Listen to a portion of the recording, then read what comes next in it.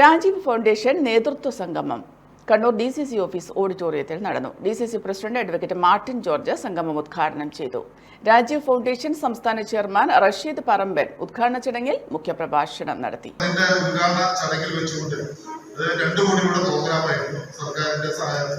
ആസൂത്രണ വകുപ്പിന്റെ സാമ്പത്തിക സഹായത്തോടെ അവിടെ വെച്ച് അദ്ദേഹം പറഞ്ഞു, ഈ സംഘടനയുടെ തുടക്കത്തിൽ ഞാൻ ചോദിച്ച ചോദ്യങ്ങൾ പറഞ്ഞോട് ഇതൊക്കെ വല്ലതും നടക്കുകയായിരുന്നു. പക്ഷെ ഇന്ന് എന്റെ മണ്ഡലത്തിൽ 1,68,00,000 രൂപയുടെ ജൈവ സമ്പത്തുകൾ സംരക്ഷിക്കുന്ന, കുടിനീരുകൾ സംരക്ഷിക്കുന്ന പശ്ചിമഘട്ട വികസന പദ്ധതി നടപ്പിലാക്കുന്ന അതിന്റെ ഉദ്ഘാടനം ചെയ്യാൻ ഭാഗ്യം കൂടി എനിക്ക് ലഭിച്ചു. ഏതായാലും ആ ഒരു പ്രയാണത്തെ ഞാൻ ചെറുതായി കാണുന്നില്ല.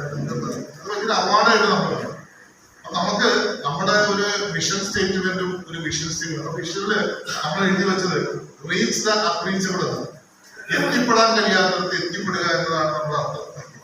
ഉദ്ഘാടന ചടങ്ങിൽ ജില്ലാ ചെയർമാൻ ബൈജു വർഗീസ് അധ്യക്ഷത വഹിച്ചു. നേതാക്കളായ VA Narayanan, Sajeev Maroli, advocate TO Mohanan, Ajith Mattool, CJ Mathew തുടങ്ങിയവർ സംസാരിച്ചു.